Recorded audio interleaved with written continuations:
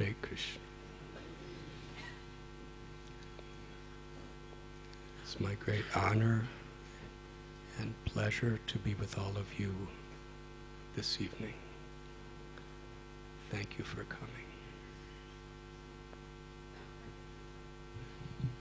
Time is so precious. Every moment is precious because according to how we utilize it will determine our state of consciousness as well as our destiny.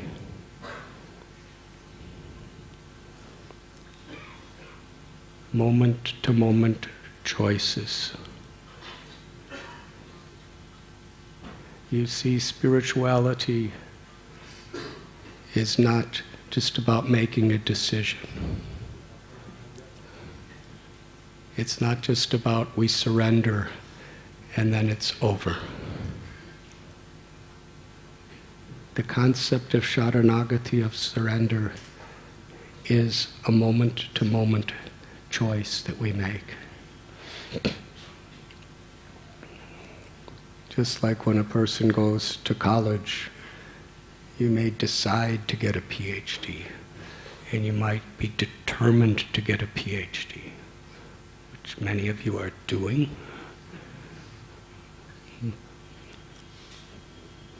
But the PhD only comes when you apply that determination moment by moment by moment over the years.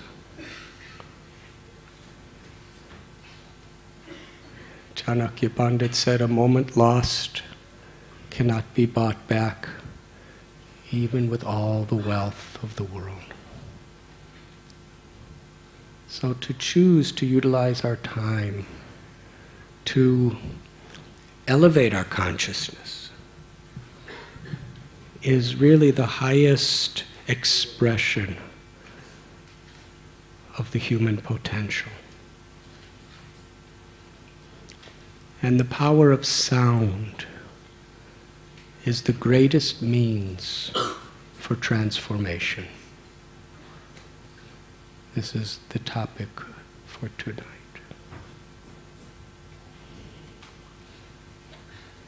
What we choose to tune our consciousness into through sound is very much what our experience of life will be, of what we will become.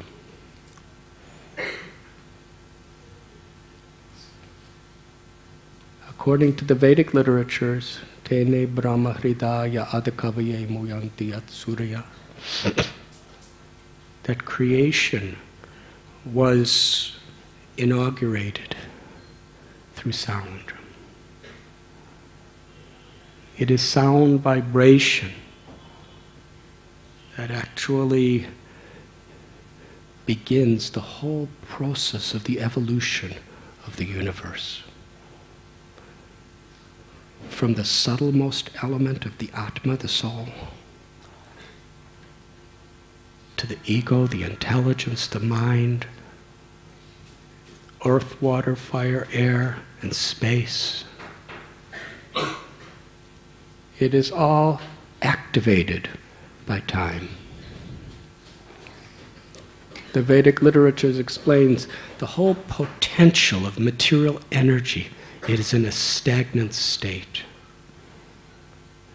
And then Karanadakshaya Vishnu, Mahavishnu, he glances upon that and impregnates material energy with all living beings or spirit souls.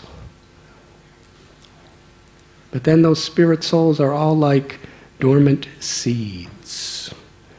And the whole mahatattva, or potential of material energy, is existing. But then Krishna tells in Gita, time I am. Then through time, the gunas, the three modes of nature, are activated. And from that, the whole creation, not only does it begin, but it is sustained by that. Time is so powerful, yet so subtle. If we really think about it, it's incredible. Can you see time? Can you touch it, taste it, smell it? Can you hear it? Time is so subtle. It's beyond our thoughts. It's beyond our senses. But yet, so powerful. Time is going to make every mountain into powder. It's going to dry up the ocean. It's going to burn out the sun. It's going to make the earth planet into dust. And it's all happening. It's all in the process.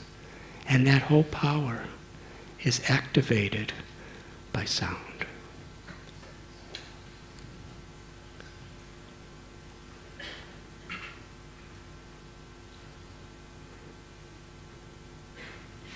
In this world, even in a very physical perception, we can see the power of just sound. A high-pitched sound could make a glass break. A sonic boom could crack walls. And one little gunshot could create a massive avalanche. Sound has such power of how it influences material energy. From a healing perspective, ultrasound, through sound, medical technology could see tumors within your body. Through sound, can dissolve kidney stones within your body. Through sound, the class can be disrupted by cellular phones.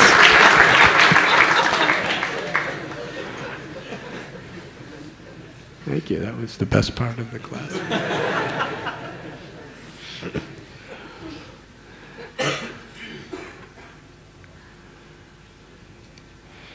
And on a subtler level, how sound affects the mind.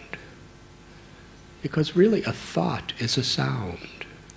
When you're thinking, you're kind of hearing words, aren't you? Thoughts are very, very subtle sound vibrations. And that sound vibration within our mind can make us totally depressed or totally elated. Could make us angry or forgiving. Could make us greedy or generous. It's all thinking.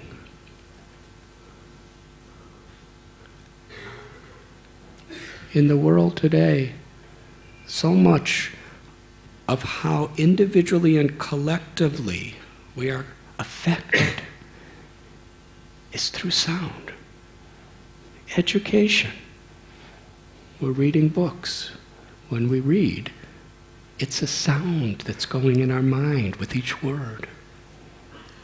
When we're hearing classes, professors or teachers are nourishing us. All the governments in the world, whether it's a democracy and people give speeches to get votes, or whether it's a dictatorship where people give speeches to just conquer others, it's based on the power of sound. And the more people understand the power of sound, the more they could either do good or do harm to themselves and to society.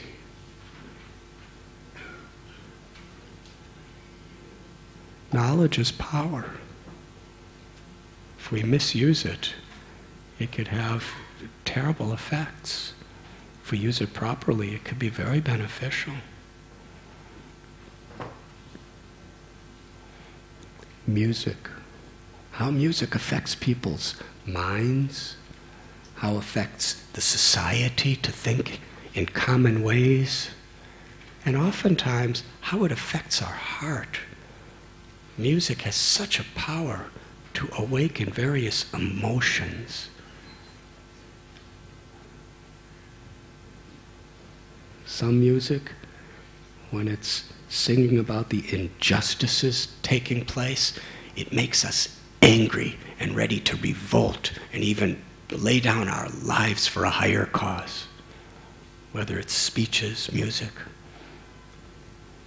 Other music makes us really passionate, sexually passionate. Other music makes us very peaceful. Other music makes us cry. Sound is so powerful of how it affects our lives.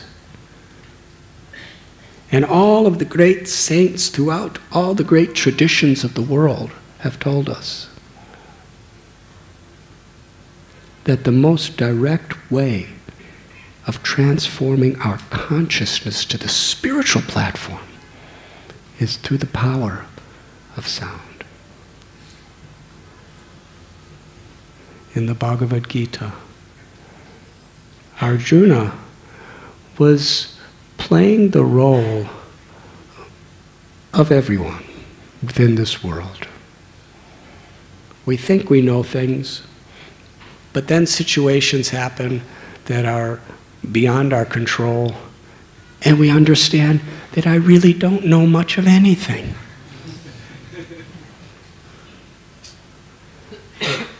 You see, the sufferings of this world, they have, if we are intelligent, they humble us so that we really take shelter of a higher power.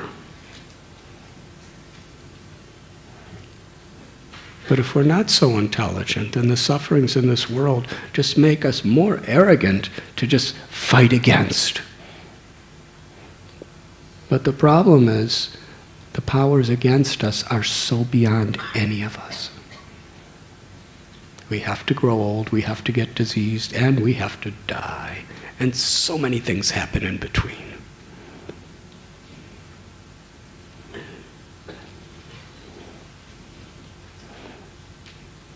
Arjuna was in a situation that was beyond his control. They weren't going his way. And his emotions were stirring so much. And he really thought he knew what he was to do. And he was speaking so much good information. But in the end, he realized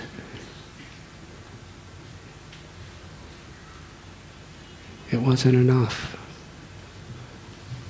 He fell into great confusion. Karponya doso bahata svabhava. And then he turned to Krishna and said, I am confused about my duty. I do not know what is to be done and what is not to be done.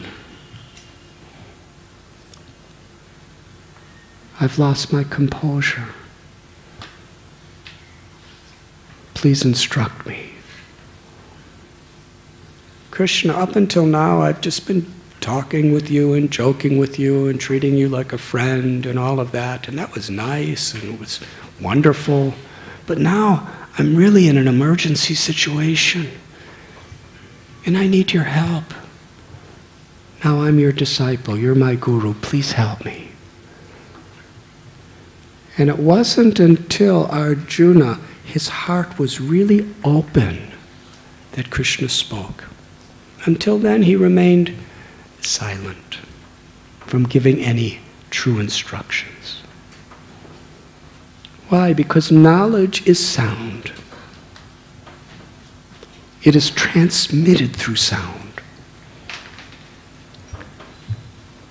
And just like even nourishing food, if we have no hunger, we don't have the power to digest it. And if we don't digest it, the nutrients really do not benefit us. They just come in and go out. Yes, with food they come in through our mouth and they go out from another part.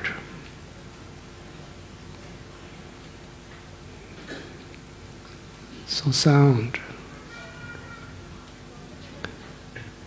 If we really feel the sense of urgency, if you're just coming tonight for some entertainment or for some social purpose, then you'll get a little benefit. But if you, like Arjuna, feel an urgency, feel a need, that this is a troubled world, and there are powers so much beyond myself, and there is so much suffering. It may be in me, it may be in my loved ones, it may be in all around.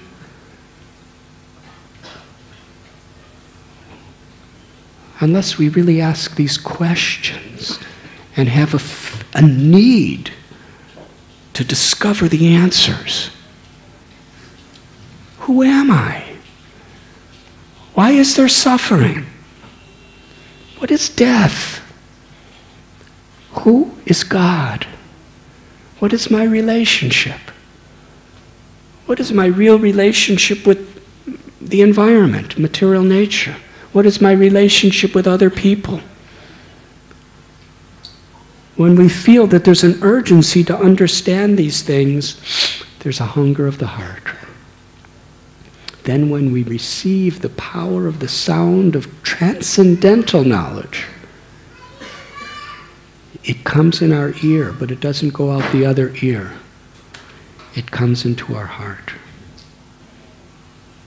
And it transforms our heart. And how does that transformation take place? Through hearing the power of the sound of Krishna's message in Bhagavad Gita, Arjuna, he was transformed from being a very, very confused, lost soul who was really suffering into a person who was totally courageous, who had an ultimate divine purpose to achieve. And that purpose was love. That purpose was compassion. That purpose was to be an instrument of Krishna's grace.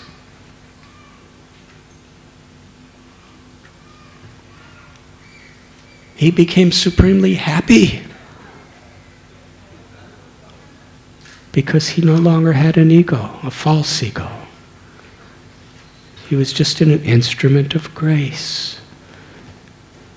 He was no longer debilitated by thinking, I can do this and I can't do that. Ahankara vimuda. Now he was thinking, let Krishna do it through me. Through love. That was the transformation. And that is the opportunity that everyone has.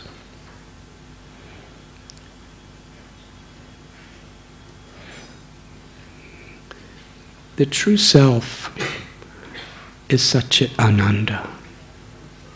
Krishna tells in Bhagavad Gita that there are these 8 material elements: earth, water, fire, air, mind, intelligence, and the ego. And beyond that is the spiritual energy. The living force, the soul, that is our true self. And that soul is najayate mriyate vakadachit. It has no birth and it has no death. Its nature is, it is everlasting. We are full of knowledge and we are full of happiness, ananda. And the nature of the ananda of the soul, the atma, is it is not determined by external circumstances. When due to the false ego, we forget who we really are and we identify with this temporary body, this temporary mind, we have such a vacuum within our heart. We have to find pleasure. We have to find meaning through things. So many things. Through money, through fame, through physical pleasures. But no matter how much we get, it's never enough for two reasons. One is it's always temporary. It comes and it goes. And two is we're looking for God's love. That's our potential, which is the highest happiness. And we're looking for it through little things, fleeting things. And the beginning of real spiritual knowledge is to understand what is real wealth, what is real happiness, and what is the mirages of this world. Promising us that, but never satisfying us. And once we get a glimpse of a taste of that reservoir of real love, real joy that is within us, we don't want to just enjoy it, because that's not the way love is. When we love God, when we love Krishna, we love everyone, and we want to share it. Not in an arrogant, sectarian way, but with real compassion, with real concern. That state of consciousness is what every living being is looking for. Nitya Siddha Krishna Prema Sadhya Kabunoi Sravanadi Sudhichiti Kodiyayudoi. Sri Chaitanya Mahaprabhu has told us that this love for Krishna is within the heart of every living being. And by associating with saintly people and chanting God's holy names, this divine sound, that love is awakened. An example. The sun shines in the sky. It shines on trees. Little seeds become trees. And the energy of the sun remains within that tree. Becomes wood. Wood is not fire, but fire, the fire of the sun, is within that wood. And when you put fire on wood, it actually awakens the fire element within the wood. So in the same way, it is our nature, Satchit Ananda, to enjoy experiencing Krishna's infinite love and being an instrument of that love. When we experience Krishna's love, we become so humbled and so grateful. It completely purifies us. And then we offer our love back to Krishna and to all beings. When we associate with people who love God, it's like putting fire to wood. Even though we can't even see our love for God, we can't see that ecstatic peace, especially when there's a stormy day in our mind and we're anxiety and we're depressed and we're frustrated and we're envious and we're just longing for all kinds of things that are not at all favorable to us. It's like wood. But when we associate with the power of sound, it awakens that divinity, that spiritual potential, that bhakti within us. Chaitanya Mahaprabhu said, Sadhu Sangha Sarva Sastra Hoy, Lavamatra Sadhu Sangha Sarva Siddhi Hoy. That even a moment's association with a sadhu, a saintly person, can transform our life. And what is that association, satsang? It's hearing. When we come before a saintly person, we hear. This is a principle. In the Bible, when Jesus would speak, sometimes he would say, "Those who have ears, hear."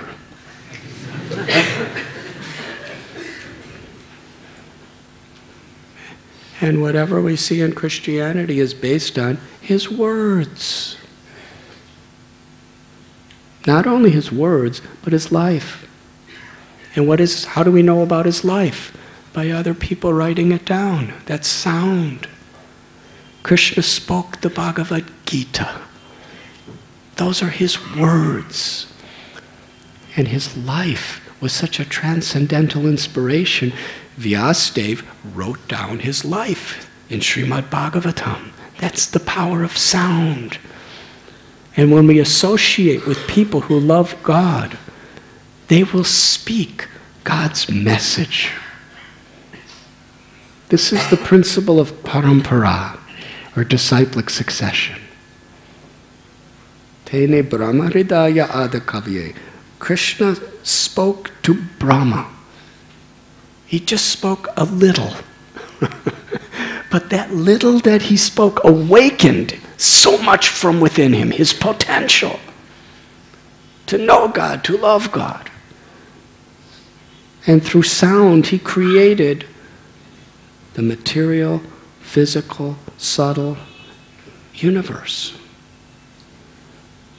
But through sound, he informed us forever what the whole purpose of the universe is. Because the universe is a very complex machine. Wouldn't you say? The sun is rising and the moon is waxing and waning, and the oceans and the rain and the clouds and the earth. And who could create a machine like the universe? It's unbelievable. Things are so big. There's Himalayan mountains. How big is the sun? It's immense. 1,000,000 times bigger than the earth, I think. It's gigantic, so big.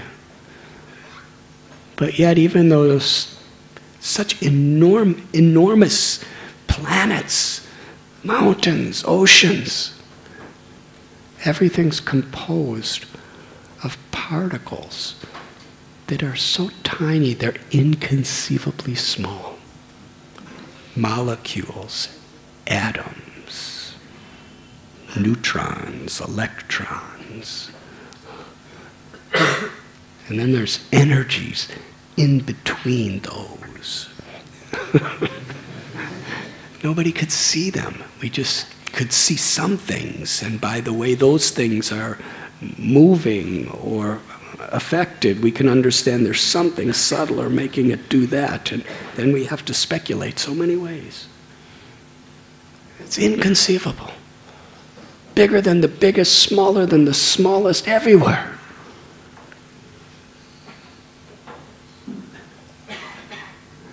That's creation. Very complex. This human body, so complex. Every time medical scientists cure one disease, some other one comes. We have to keep trying to cure them, but it's the nature of the world. Every time we create peace after a war, I think after World War I it was called the war that ends all wars. But then a few years later there was World War II.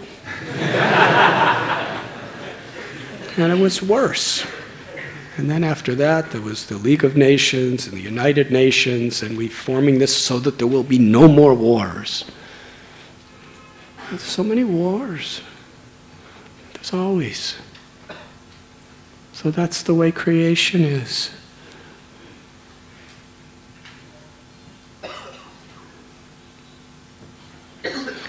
But when we associate with sadhus, with saintly people, it actually awakens within us the true qualities.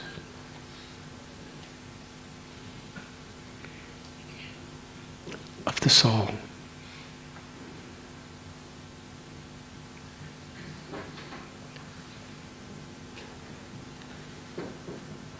Because sadhus speak. God's message through the disciplic succession has come down through the ages. And in this extremely complicated universe, there's an instruction guide. Whenever there's a very, very sophisticated, complicated machine, there's an instruction guide to teach you how to use it. Otherwise, it will not serve its purpose. I'll give you an example. When one of our brahmachari computer experts come to my room, they're just like, and I'm like, what they know how to do with that computer. And for me, it's like, and every couple of days I have to say, what's happening? And they come and go, because they know how to use it. Yes? They can do thousands of things. I can, with their help, I could send an email.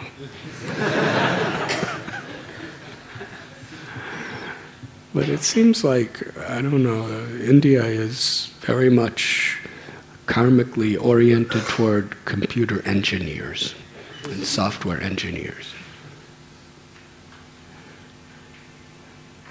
But if you know how to do, you understand how it works. And there's such a potential. So material scientists, through their understanding deeper and deeper and deeper, how the subtler and grosser elements are interacting with each other, they can create all this incredible technology. But how are they learning it all? The basis of it is sound. They're learning from each other. They're reading, they're studying, their minds are thinking. It's all sound. But the parampara is the creator. Janmadhyasya yataha, the absolute truth, the supreme Lord, with creation, teaches its purpose and how to live within this creation in such a way that we can get the maximum benefit. And we can give the maximum benefit.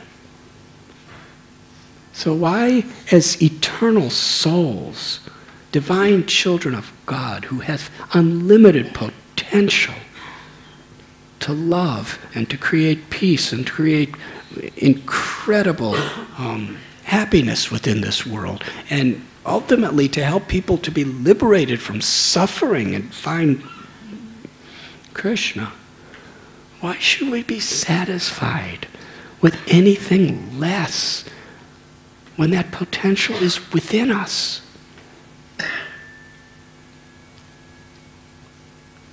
We get so caught up in the whirlwind of mental energy,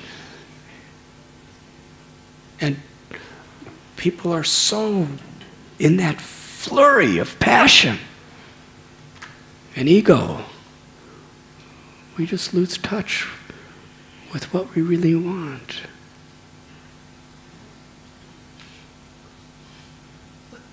But if we're a little bit objective, in my experience, I've never found anybody who's really objective. Everyone's subjective, because we all see the world according to our own mental condition. But when we try to be somewhat objective, we'll see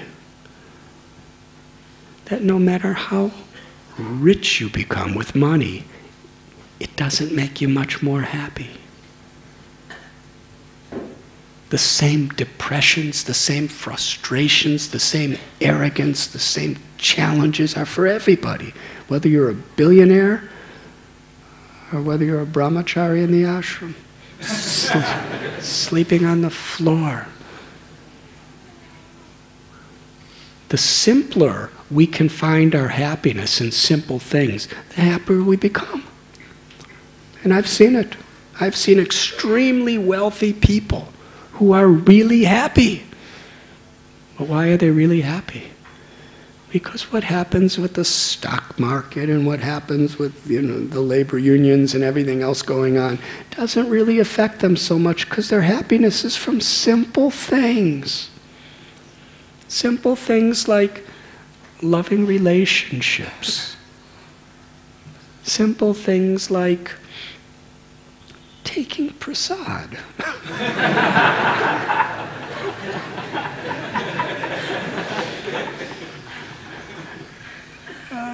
I don't think rich people eat much better than our brahmacharis.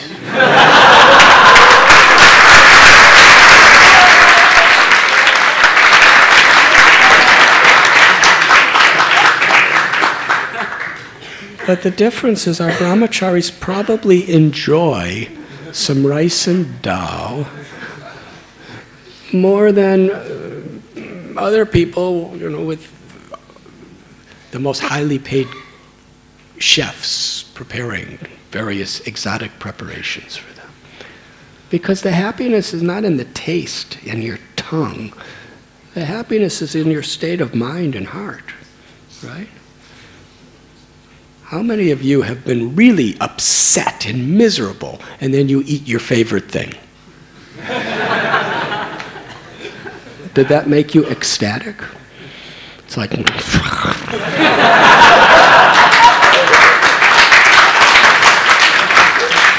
You can't enjoy it. Huh? Or what to speak if you're totally nauseous and someone gives you your favorite preparation. Just the smell of it makes you vomit. I'm sorry to be so graphic. But that's the way it is. So what is happiness? It's not just the thing. There's so much advertisement and propagation about sex life being such a big, great thing. For having beautiful children and raising them to be virtuous lovers of God. Krishna says, I am that sex. It's a great thing. But all this publicity and all this propagation and all the movies and cinemas and magazines and internet stuff just to incite people's desires. But where does it give anyone any real happiness? Love gives people happiness, not just these physical sensations. So people are mad after money, and they're mad after sex, and they're mad after power, and they're mad after fame, and they're mad after having property and things. Nunam pramata, Bhagavatam says, because they're mad. Mad means they've lost connection to their self.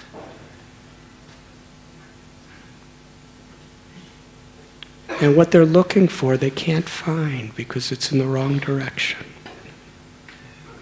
But when we associate with sadhus, with saintly people, whether they're billionaires or millionaires or middle class or lower class or brahmacharis on the floor, that's all a detail. It really doesn't matter. Bhaktivinoda Thakur, he had 10 children. How many of you have 10 children? How many of you want 10 children? Somebody just told me one Swamiji is telling all Hindus to have 10 children. Many different missions in the world. But he actually had 10 children. And he had so many properties. He had a property in Puri, he had a property in Calcutta, he had a property in Godramdweep of Navadweep, he had other properties too. In Odisha, in Bengal. He had a property at Radha Kund and Brajbhumi, Vrindavan. But he was really happy. He was a magistrate in the British court system. He was a wealthy person with tremendous political power. But he was happy, not with those things. He utilized all those things for the upliftment of others. His happiness was eating a paratha that was offered to Krishna. His happiness was chanting the holy names of the Lord. Hare Krishna, Hare Krishna, Krishna Krishna, Hare Hare, Hare Ram, Ram Ram, Hare Hare. His happiness was in reading Srimad Bhagavatam and in speaking the message of Srimad Bhagavatam according to time, place, and circumstance, and according to people, to elevate them, to bring them closer to Krishna. His happiness was in serving. He wrote, where there's the greatest need, there's the greatest opportunity to serve. He also wrote, the difficulties and pains that I endure in serving you, my Lord, are the greatest pleasures to my heart. That's a very simple consciousness. That means his happiness is in what everyone has. The opportunity to hear, to chant, to develop loving friendships with like-minded devotees, and to serve. And in every situation we can serve. Whether it's big service or small service by material sense is not important. What's important is the love in which we serve, the sincerity. So Bhaktivinoda Thakur was such a person, and his wife Bhagavati was in the same state of consciousness as him. She raised all those 10 children.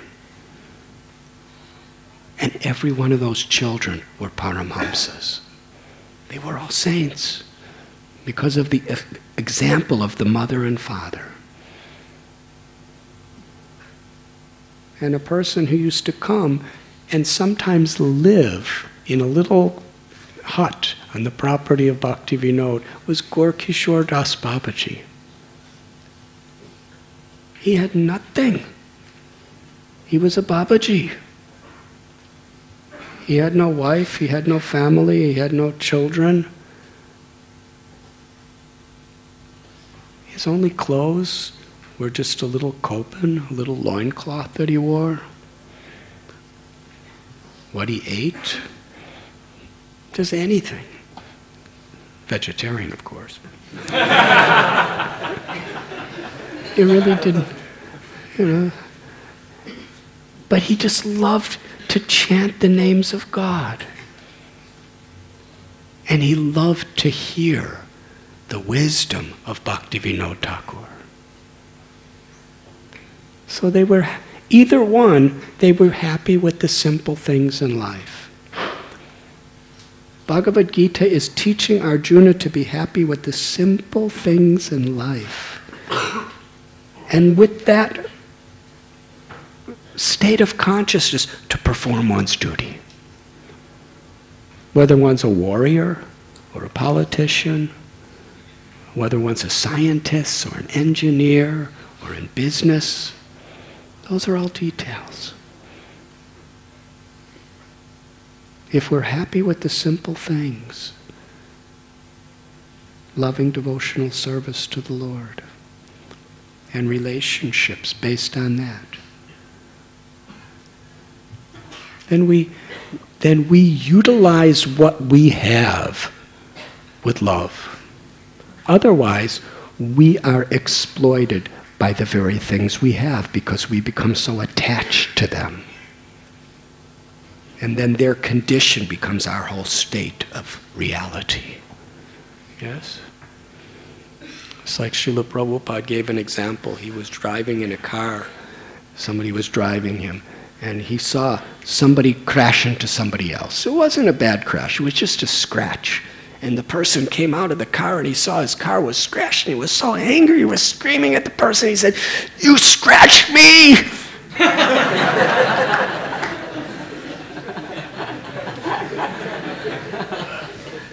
And he was really totally out of control. "You scratched me!" And he was about to beat the person and fight the person, and Prabhupada was watching, thinking, he thinks he's the car. He's calling the car me. But the idea is, he's so attached to the car. Because he's so empty within himself, he has to find his happiness in the car. Now, Prabhupada was driving in a car just as nice as his. But if somebody hit Prabhupada's car, he would just say, "Oh, let's fix it." Just fix it, you know.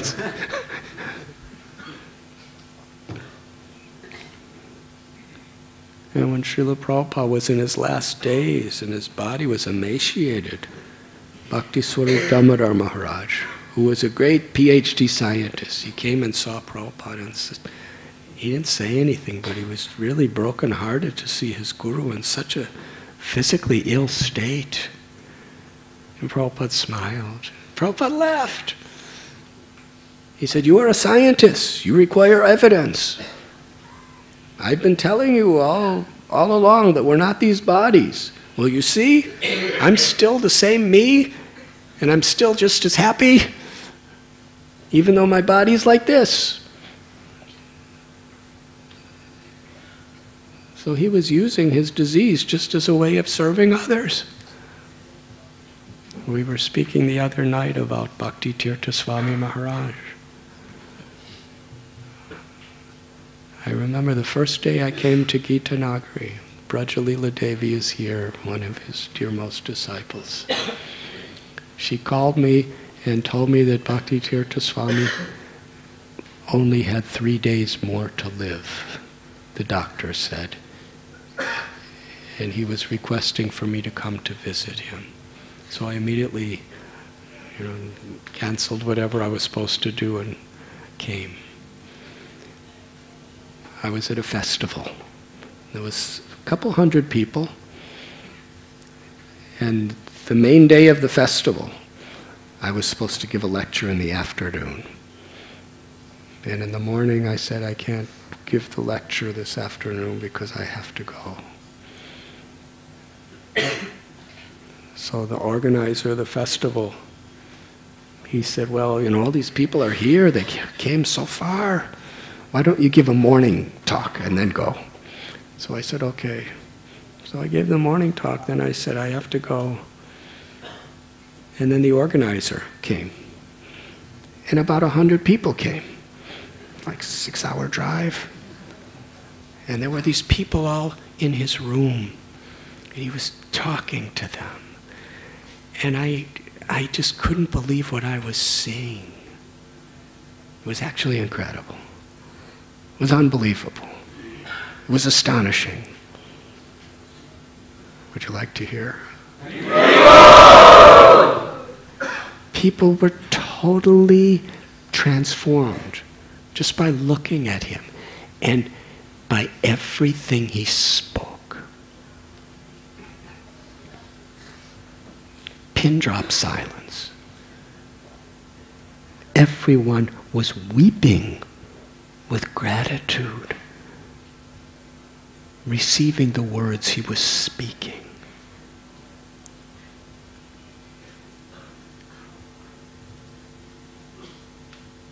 It was incredible. Just to see how a person's simple words could totally affect people's lives. Everyone in the room. And when people came out of the room, they were crying saying, I've never had an experience like that in my life. I'll never be the same.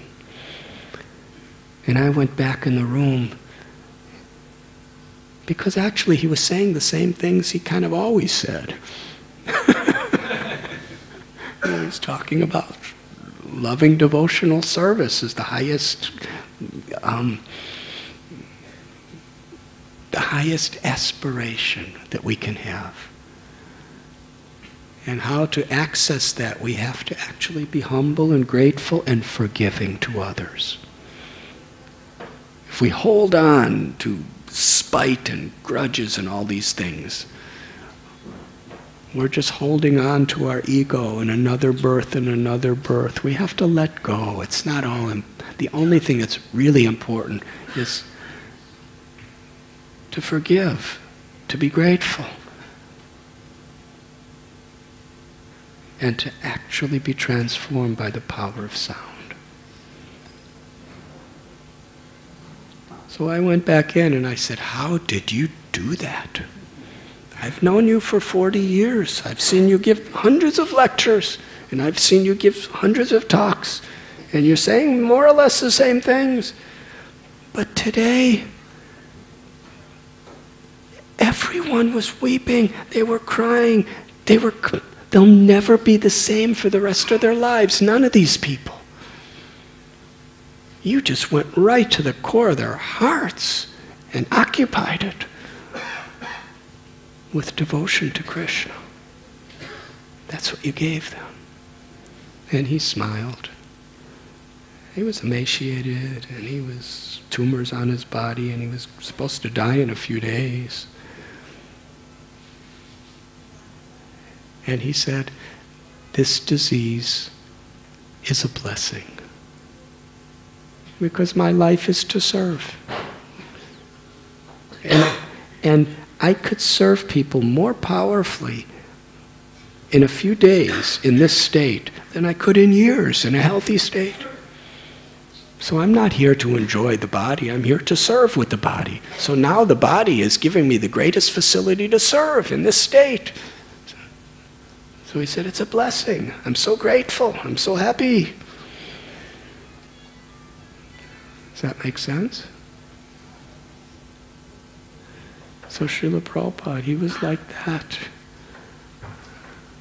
He was teaching that simple things, seva is the pleasure for the heart. And we could perform seva in any situation. And when we associate with people who are speaking the truth and who are earnestly, sincerely trying to live by the truth, repeating the message that God has given through parampara,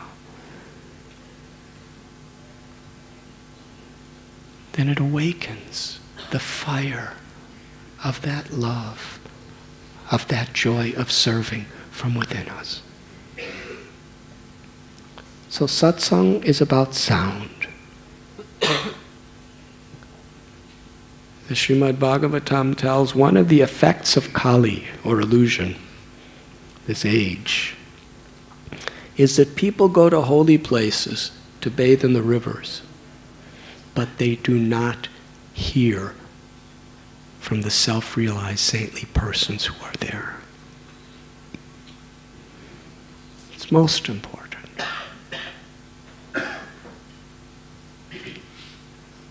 What we hear and who we hear from can make us completely illusioned or completely enlightened.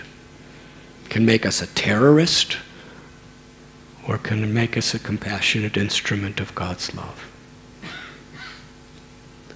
That is satsang. To hear from the saints, from the sadhus.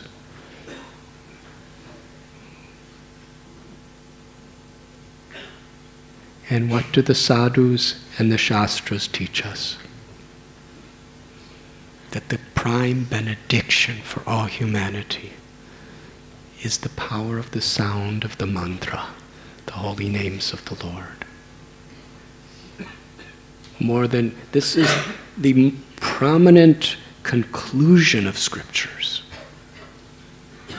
Srimad Bhagavatam, which is the essence, the crest jewel, the culmination of all Vedic knowledge. The commentary on the Brahma Sutras by the author. It concludes the last verse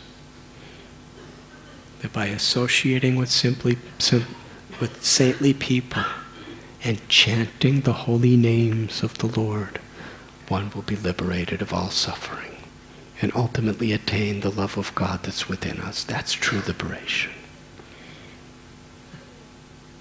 So Sri Chaitanya Mahaprabhu, he spoke such profound philosophical messages, but his conclusion was really simple. Just find the value and beauty of serving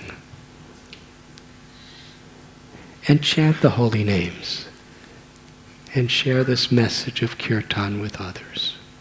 Nam namakari bahudan nija sarva shaktis.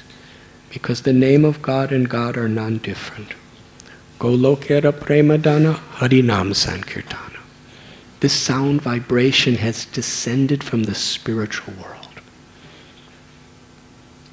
Someone asked Srila Prabhupada, what do you hope to get out of all this chanting of Hare Krishna? And Prabhupada's answer was profound. He said, the goal of chanting Hare Krishna is chanting Hare Krishna. Because now we're chanting Hare Krishna, Cheto Darapana Marjanam, to clear the mirror of the mind from all the dust of all of our illusions and false attachments and our worries and our troubles. But when the mind is clean and the soul is awakened, then forever we want to glorify our beloved Lord, Shri Shri Radha Gopinath. Now we are chanting for purification, but in the liberated state, we chant in ecstatic love.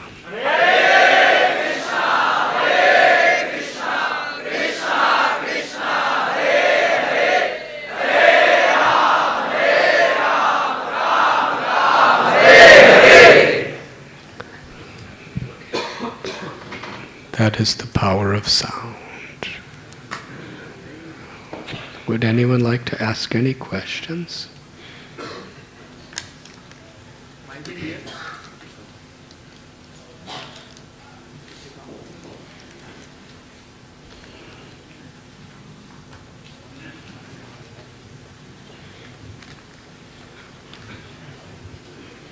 Baladev Prabhu, you can choose who's going to ask the questions.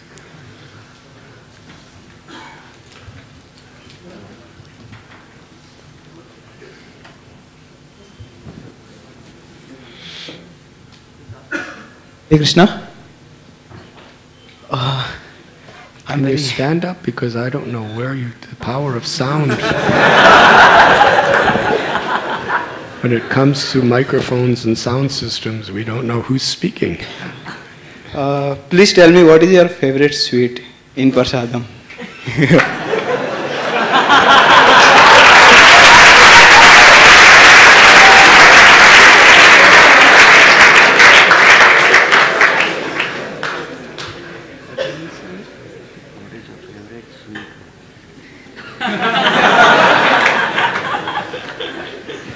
My favorite sweet? Yeah, in Prasad. Huh? In Prasad. In Prasad. Yeah.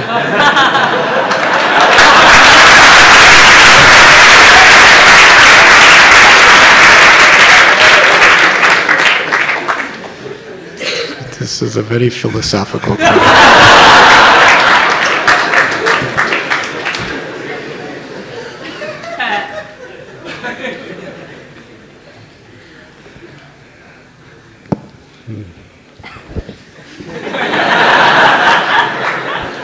In Sanskrit, the word sweet is madhuram. So, if I really think about that question, I would say this, my favorite sweet is the Hare Krishna mantra.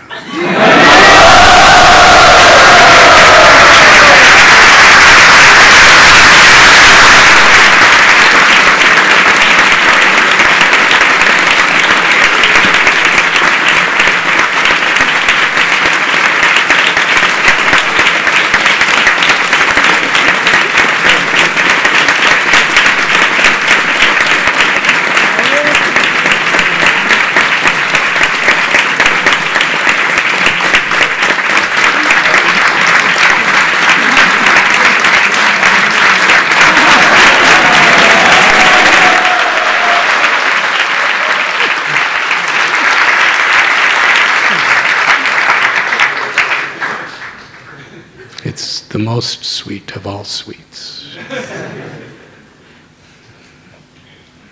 Because it gives the greatest flavor to the heart. And it doesn't give high blood sugar.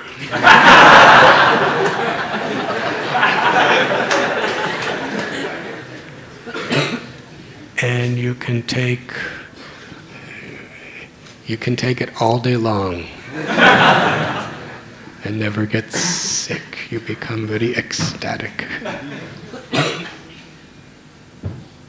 So the Hare Krishna mantra is the sweetest of all sweets.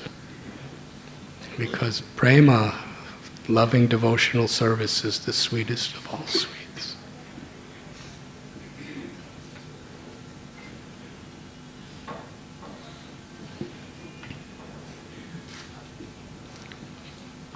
But I also like halava.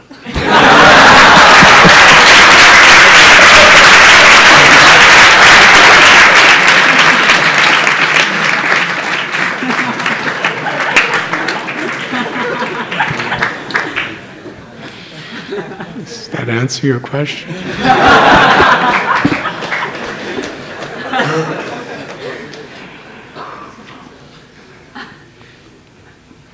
Those who want to ask question can just raise their hands. Just one question can begin here. Just pass the mic here. This one.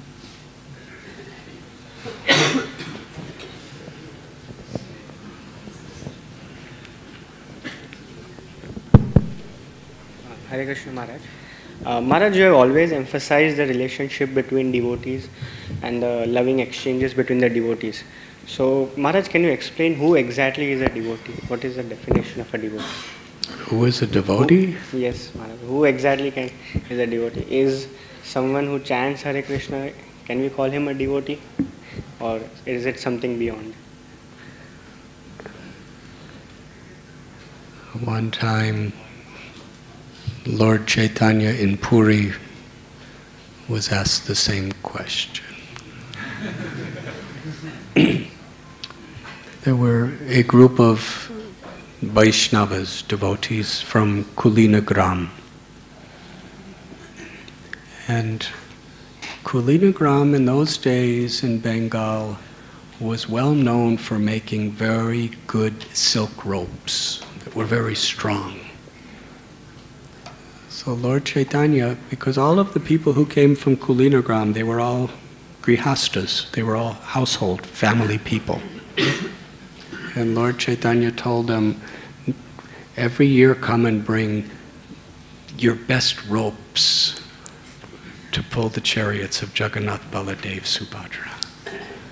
So Lord Chaitanya was teaching this principle that according to where people are from and wherever things are good, use it for Krishna.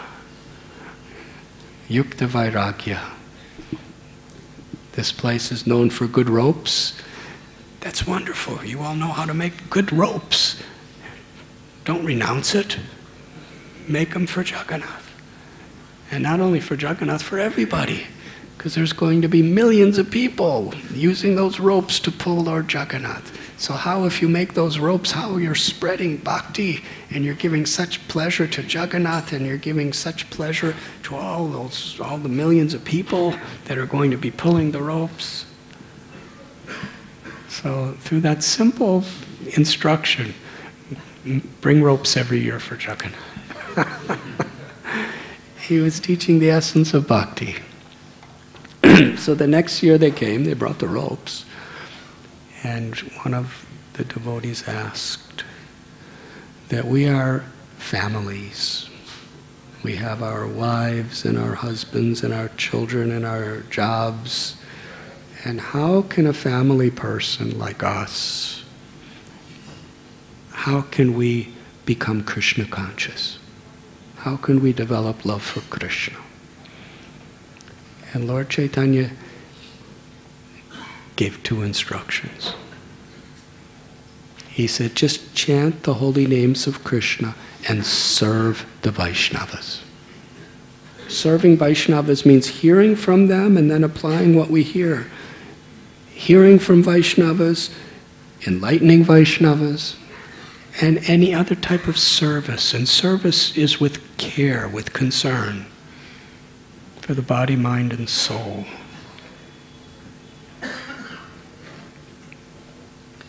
And especially when we serve together for our higher cause.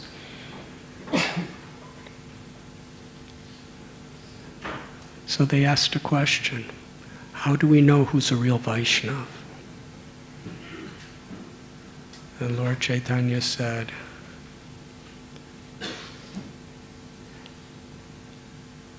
anyone who even once chants the holy name of the Lord sincerely is a Vaishnava, a devotee.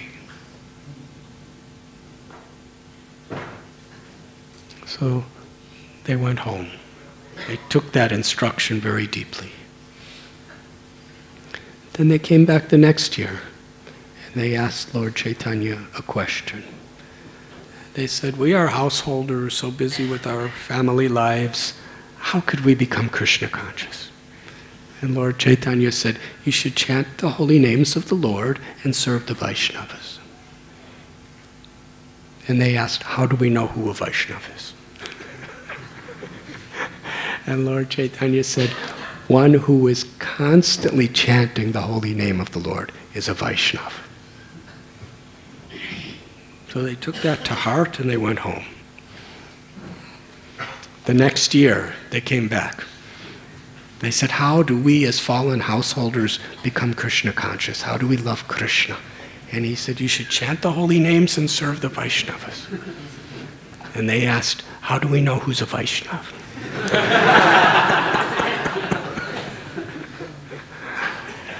And Lord Chaitanya said, anyone who, even upon seeing the people who see them, will start to chant the holy names, that is a Vaishnava.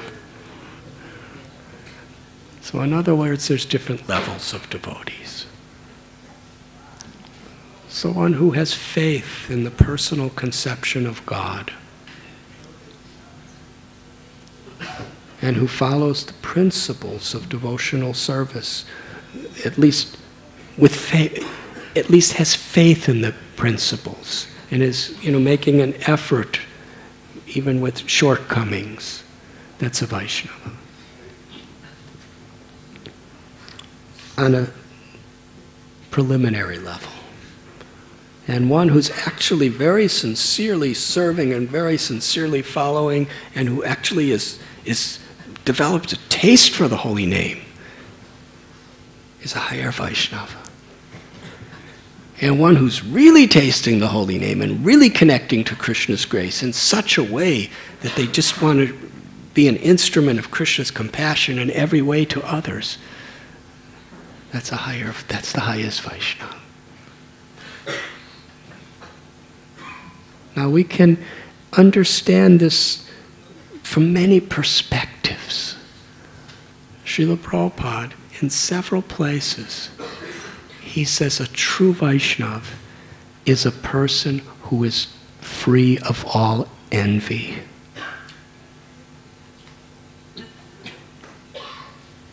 Now we can understand, in a preliminary state, people could be Vaishnavas, but the Srimad Bhagavatam also tells that there are devotees in the mode of ignorance, devotees in the mode of passion, devotees in the mode of goodness, and devotees in the transcendental state.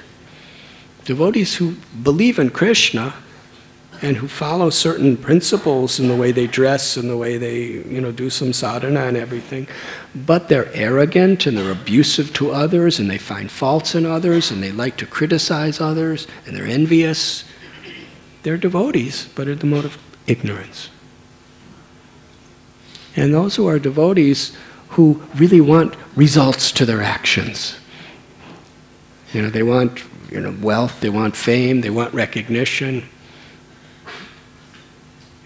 But they're serving and they're performing their sadhana. They're devotees in the mode of passion. And devotees in the mode of goodness are those who are really serving without all of these selfish expectations. And one who's actually serving with love, who is free of envy, that's a true Vaishnava. So actually a Vaishnava is one who is without envy. Actually a Vaishnava is one who serves with love. One who's a true Vaishnava is one who has that higher taste, who loves Krishna. And the lower stages are people who are in the process of becoming true Vaishnavas. If they associate with advanced devotees and they have some humility, then even if we are in the mode of ignorance or passion, we could come to that highest stage by Krishna's grace. Srila Prabhupada said the main point is that we are actually sincere. We're not duplicitous. We don't have ulterior motives. We really want to become pure. Even if we're in a fallen state, we want to recognize people who are pure and respect people who are pure, and we want to see others make progress. And we're trying. So that sincere effort is what makes us really Vaishnavas. Does that answer your question? Gaur Gopal Prabhu, would you like to add anything?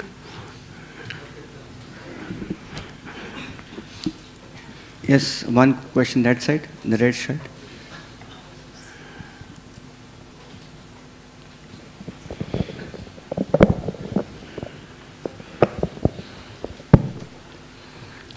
Swami, our life should be in such a way that it should not disturb the nature. Say again? Our life should be in such a way that it should not disturb the nature. Disturb the nature. Yeah. If that is true, I will proceed. If I look into the world and contemplate for a while, I can conclude that only animals are the things which are not disturbing the nature. And this slowly.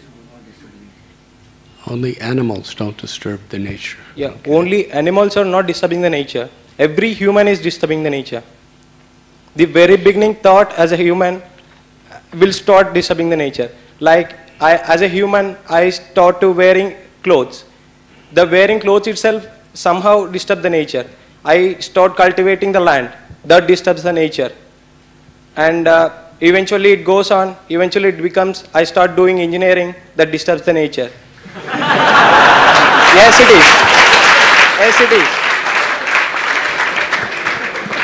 So, actually, if we stick to our first statement that we are not supposed to disturb the nature, then I should start living like an animal. And what animals do, and one more thing what I have found is, animals do follow their instinct. Like they do what they wanted to do, and they don't really try to control themselves like how we are doing now.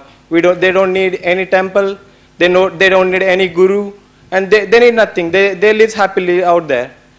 Then why we need all these things if you are living in that way? Why we need this temple? Why I wear this shirt? Why I do my engineering? Why I need to study everything? Why all this nonsense around me?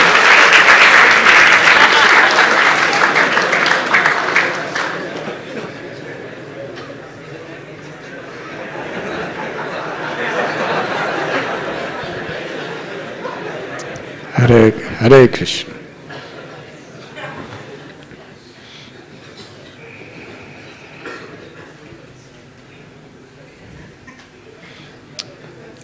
Actually, human life, atato brahma jigyasa. Human life is the opportunity to realize we're the eternal soul, we're not this body, and to awaken our love for God. Yes? That is the specific purpose of human life. Animals are very natural. They're eating, they're sleeping, they're mating, they're fending, and like that. And they should be honored and respected for what they do. But a human being is meant to go beyond just eating, sleeping, mating, and defending.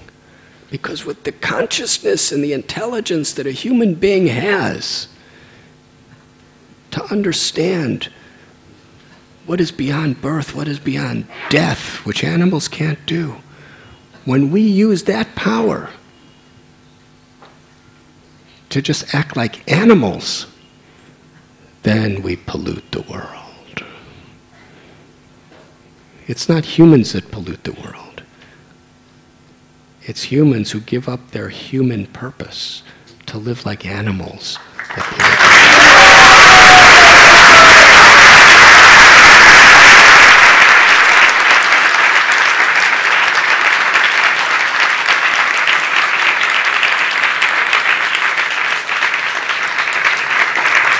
See, animals don't pollute the world because they're just living naturally. But it's completely foreign to the nature of human life to live like an animal. We have a higher purpose. Humans are meant to be the caretakers on behalf of God to all the animals and to Mother Earth and to everyone. And Mother Earth, she's our mother. And she wants to see all the human beings live in her planet for our real purpose, to love Krishna. She's Bhumi. She's the pleasure potency of Narayan, who has manifested in this form of material nature, prakriti, in this world. Purusha prakriti.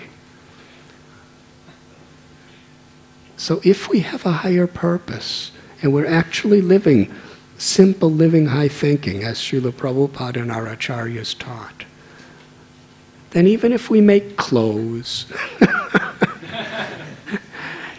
if we make the right kind of clothes for the right purpose, and we grow the right kind of food with the right purpose, where we're actually what we call at our eco-village, symbiotic biotechnology. Where we're actually grateful for Mother Earth. And what we take from her, we try to replenish with her. We try to replenish her rather than pollute her. If that's our motive, then our way of life is not disturbing Mother Earth. It's actually giving pleasure to Mother Earth. The greatest thing that Mother Earth wants to see of us, because we're all her children, is that we're happy spiritually. So even if you're an engineer and you do a few things that are not exactly eco-friendly, we should try to be as eco-friendly as possible. It's sustainable, it's gratitude. But even if we're doing some things, just like even saints sometimes ride in cars and airplanes, and the exhaust is polluting the earth, right? But because they're doing it for a divine purpose, without selfishness, Mother Earth actually feels pleasure by that. Just like you may have a mother, and if you get sick, it disturbs her, but she loves you. If you're trying to get better, if you're trying to do well. So if we actually take our human life seriously and try to live in harmony, then even the little pollution things are pleasing to Mother Earth. But actually, as much as possible, we should live in harmony with the environment. That's an expression of our love for God, for Krishna. Does that answer your question? So please keep your clothes on.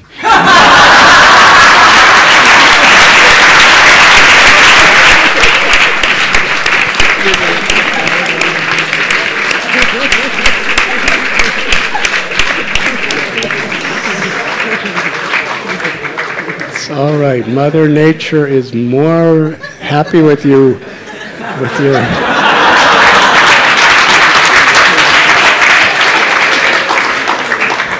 your natural clothes on than if you started running around without in Mumbai.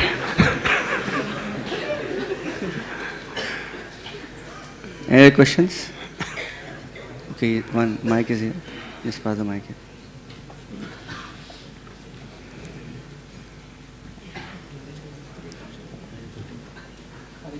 Hare Krishna. Maharaj, like as we have been told, like Maha Mantra is the highest of all sound vibrations.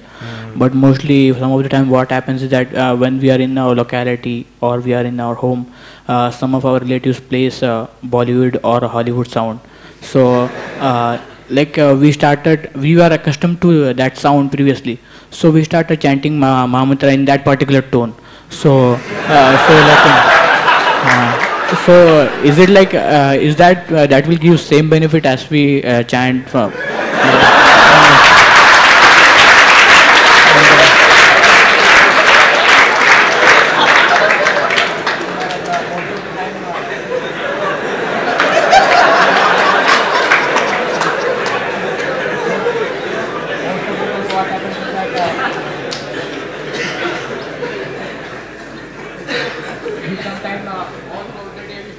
Mantra in that particular tone only. So, so how to stop that, and is it beneficial?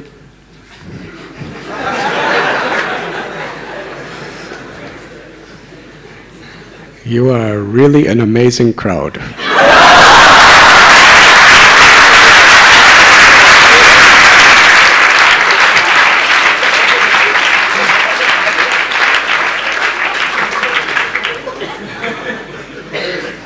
Lord Chaitanya said there are no hard and fast rules for chanting.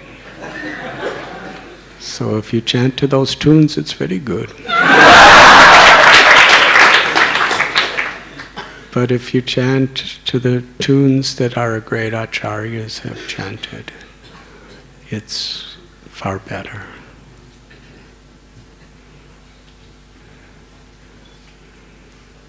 Any way we chant, if it's with sincere heart, whatever tune, it's very nice. If we chant the right mantras with feeling.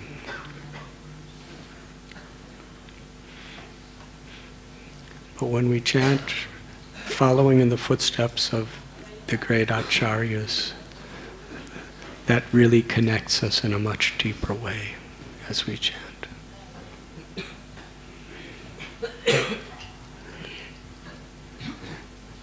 My dear friend Gary, if any of you read The Journey Home, you know about Gary. He has come from Malibu, California to be with you.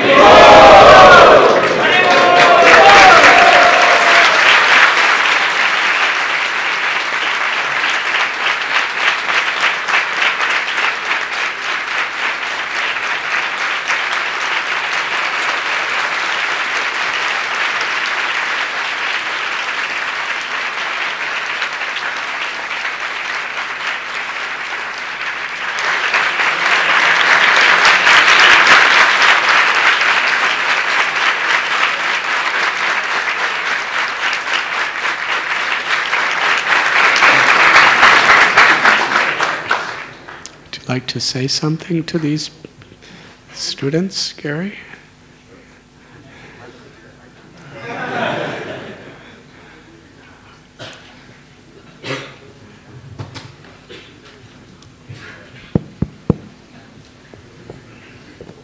It's an honor and a pleasure to be in this beautiful temple with all of you intelligent young people and Radhanath Swami.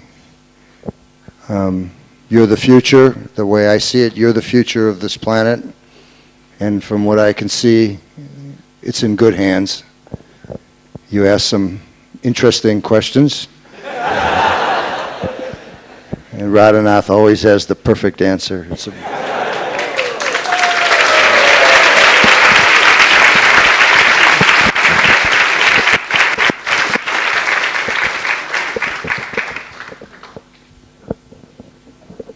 So, I didn't quite get it. How many of you have read Radhanath's book, The Journey Home? Ah, wonderful. I was listening to Radhanath speak about sound. I once asked Gary's mother.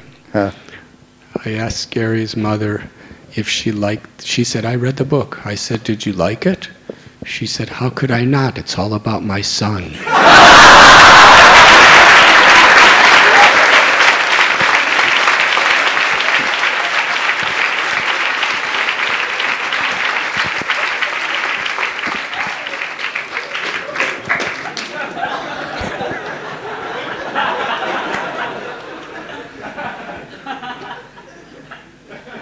My mother loves me. That's all I can say.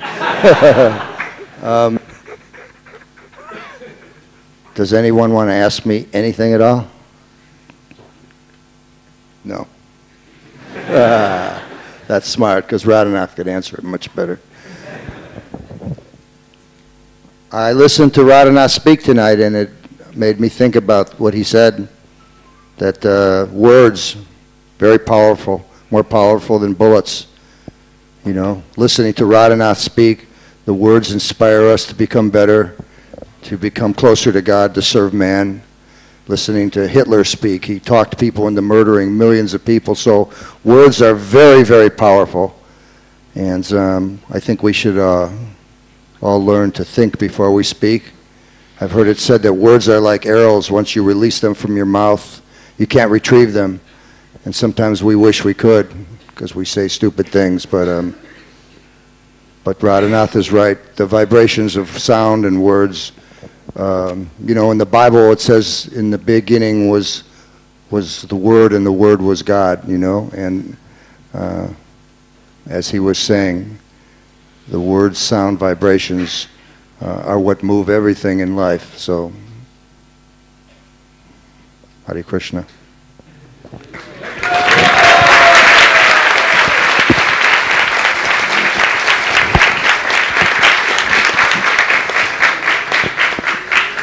Let us thank His Holiness Radhanath Swami Maharaj for a wonderful inspiration class. We're loudly chanting.